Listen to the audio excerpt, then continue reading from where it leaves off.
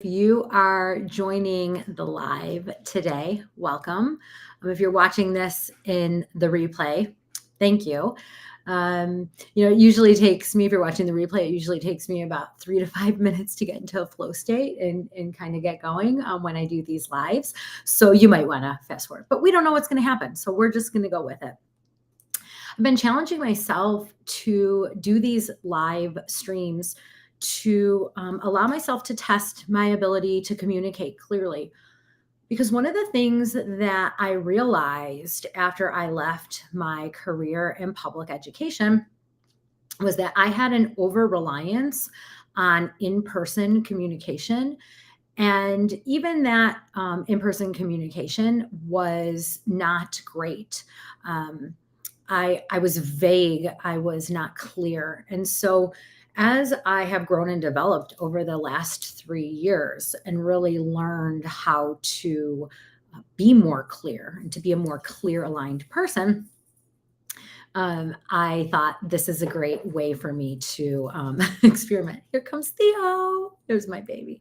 And so I'm experimenting with this. Oh, you want to come say hi? Oh, you want to come say hi? Oh, he's such a good boy. This is my baby. This is my emotional support animal named Theo. And he was a gift. He was a real gift. And something interesting about having this dog, he's only 1 year old, but something interesting about having this puppy to train has been that it has really taught me how I speak to myself. So early on, about a year ago when we got him, I noticed that I was, kind of being harsh to him and giving him, using language at him in frustrated language. And he did nothing wrong. He's a puppy. He doesn't know not to chew my shoe, right? And so that's the work. That's the work of clarity where I started this, right? Like it is about being able to understand the messages that we give ourselves and why those messages and how those messages impact us. And so, one of the things that I've been working on is a leadership in the work that I do, leading and coaching leaders, CEOs, and leaders. And one of the things that I've been doing is picking up my pillars, right? As a former educator, kind of always had these pillars that we could rely on that would point to the types of things that are important to the moves that matter. I like to call this moves that matter. So somebody just sent me a video. I've got a couple of pillars that I'm working on developing because when it comes to people work, you can create the most perfect tech stack with the most perfect process with everything clearly articulated. But if the people in the organization are not able to embrace that or understand themselves relative to that work, then you will not see the success. And so people and processes to me have to be aligned. And the process part is the easy part. It's easy to put a text system in. It's easy to create a workflow process. What is not easy is to rally a team around how this will help them when it is basically shaking up their world. And so I came up with a couple pillars that I want to talk through today and how leaders, if you call yourself a leader, if you consider yourself a leader, these are the things that I believe true leaders, my definition of leaders, adhere to and think about. A lot of people call themselves leaders. And until, you really think about how you lead yourself, are you really a leader? And so I'm going to kind of go over what I think in my current state, kind of my pillars of leadership. First is clarity. Great leaders are clear. They're clear about who they are. They're clear about what is important to them, why that's important to them. They've put the thought and the effort and the energy into understanding themselves, understanding how their mind and their inner world works, and understanding how other people are responding to that. And so, really good leaders know not only who they are, but who they want to be a year from now. So who I am today, I hope a year from now is even more grounded, more aligned, more intentional in my understanding of the work that I do.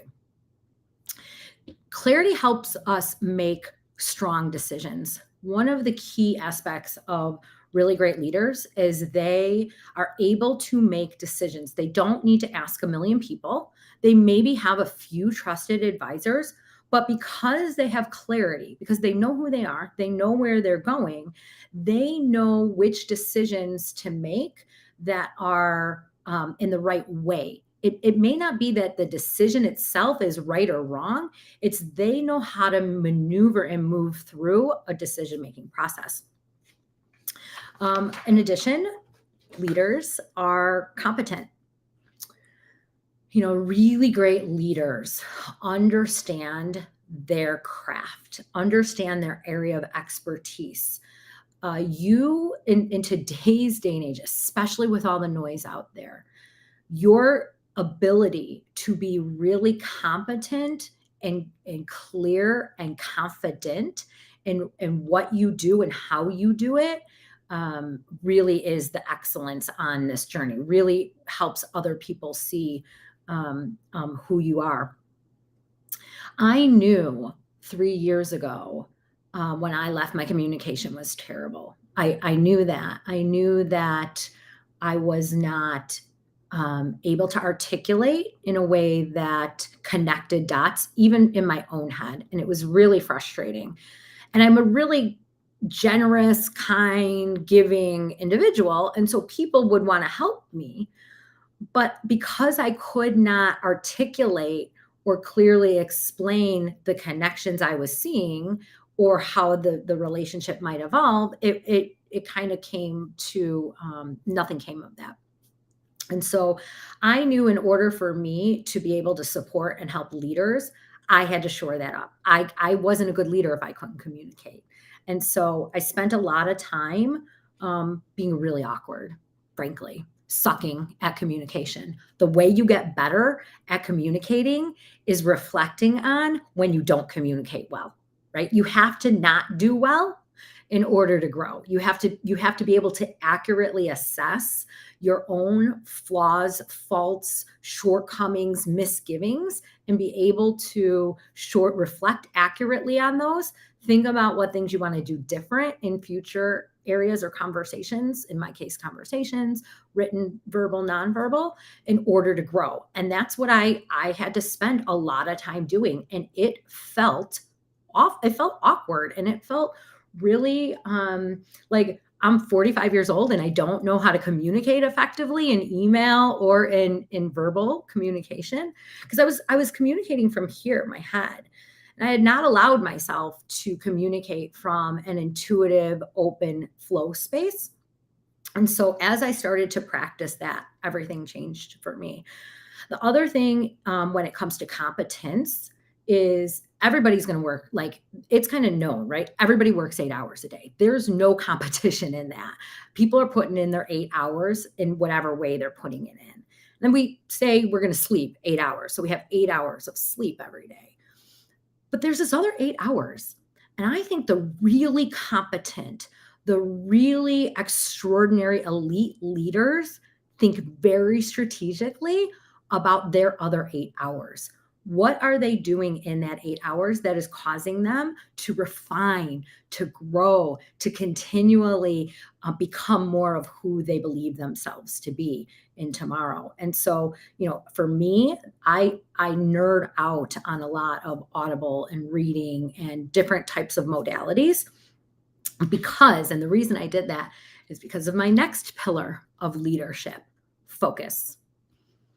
Focus is something that I really notice that really elite, strong, aligned leaders are able to do that I would say 95% of people aren't able to do. First and foremost, if you consider yourself a leader, then I would say you don't multitask when you're with people.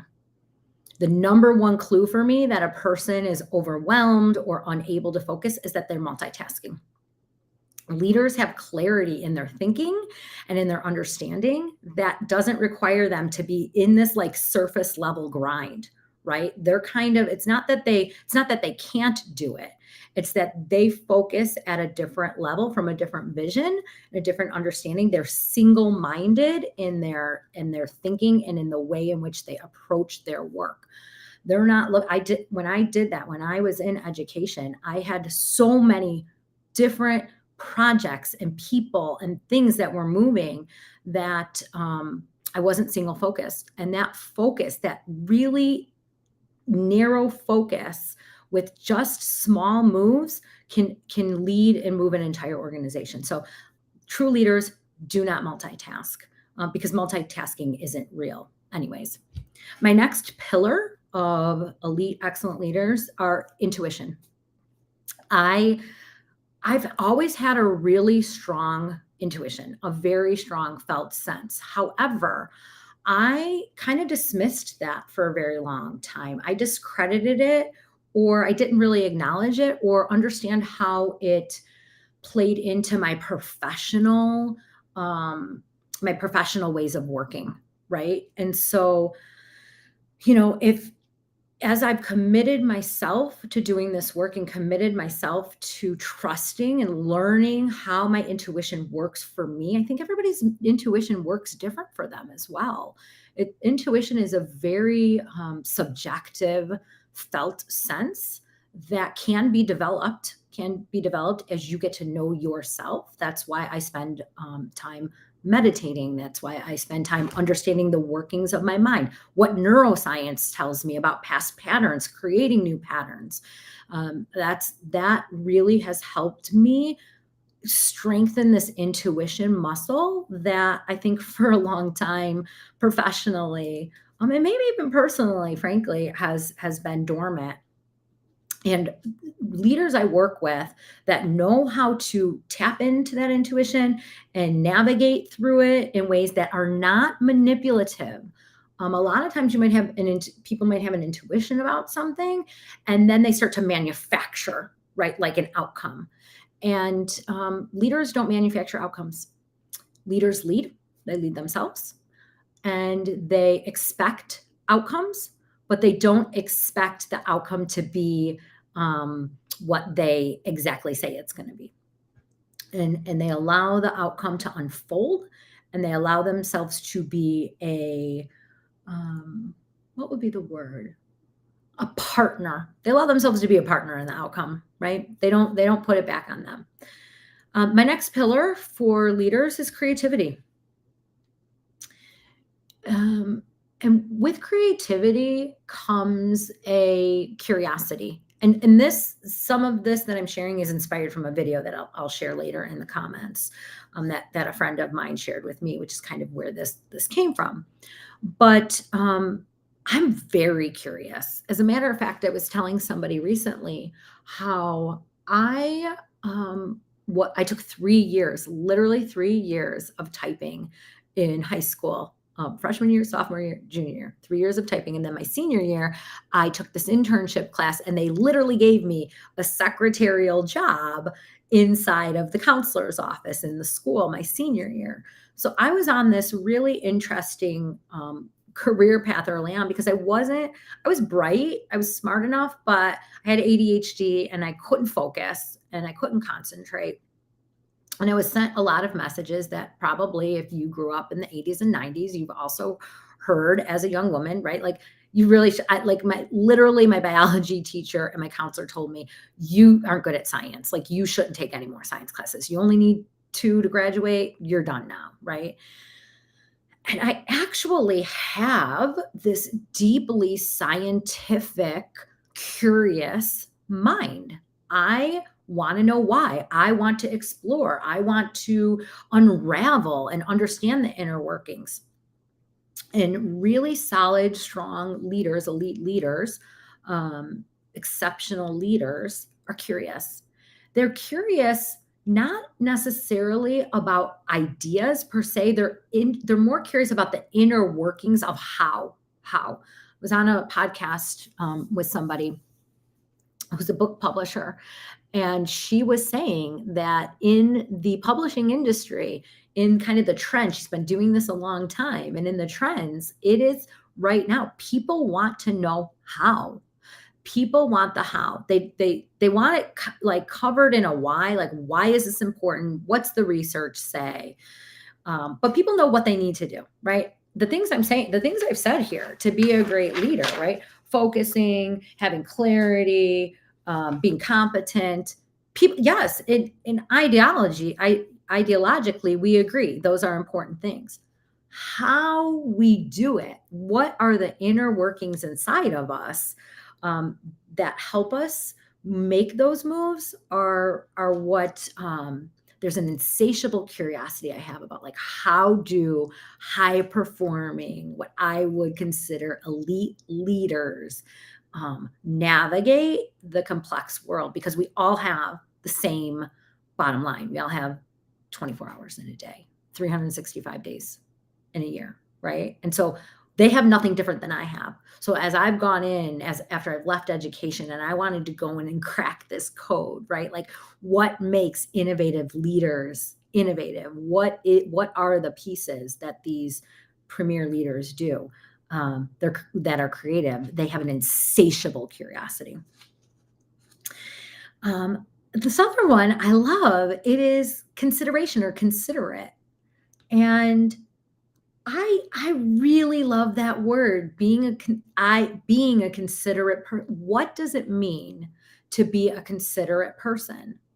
It doesn't mean that I have so much empathy and compassion that I get caught up in your world or your I don't know. I say this word lightly and I don't mean drama, but your inner drama, because I can't do anything about that.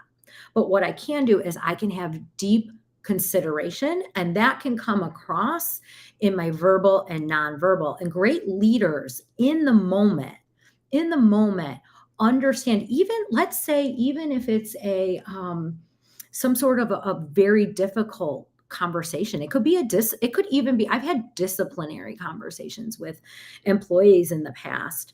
And so having consideration of their circumstances and an understanding of that, yet being able to maneuver and move through the types of questions that open up potential and possibilities in communication in the moment with people, that is the real work. The work is not what we can put on a computer screen, how fancy of a web page we can make, what types of processes we can put in. Those are all important. Of course, you need that street cred, you need those receipts, however you want to say, you need to be able to do those things. You need to have a certain level of intellect. But great, amazing premier leaders really understand that their relationships and their ability to navigate the dynamics and the complexities of relationships with people are what determine their ultimate ability to see their vision come to pass.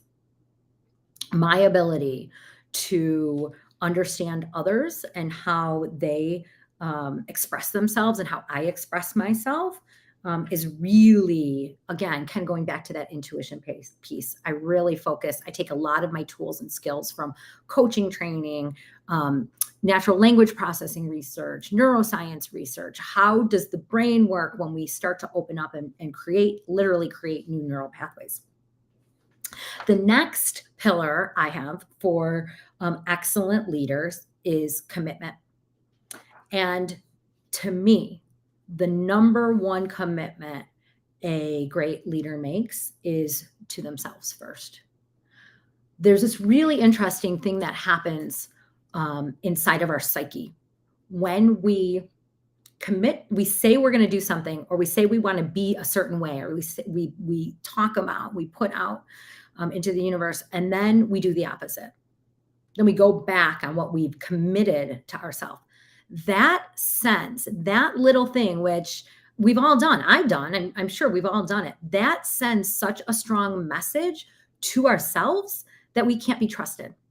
And so if we're sending messages to ourselves that we can't be trusted, why would the person on the other side of the screen or in front of us, won't they know that? Won't they pick up on that? Why should they trust us? We are sending them the wrong signal, right? And so think about the messages that you send. Think about the commitments that you want to make to yourself and how you want to hold that to yourself. I'll give an example of something that happened to me yesterday. A friend of mine was telling me about a situation that happened between her and her partner. And she said, "Oh my gosh, it was amazing. It was so cool. And I recorded it and I'm going to send you the video.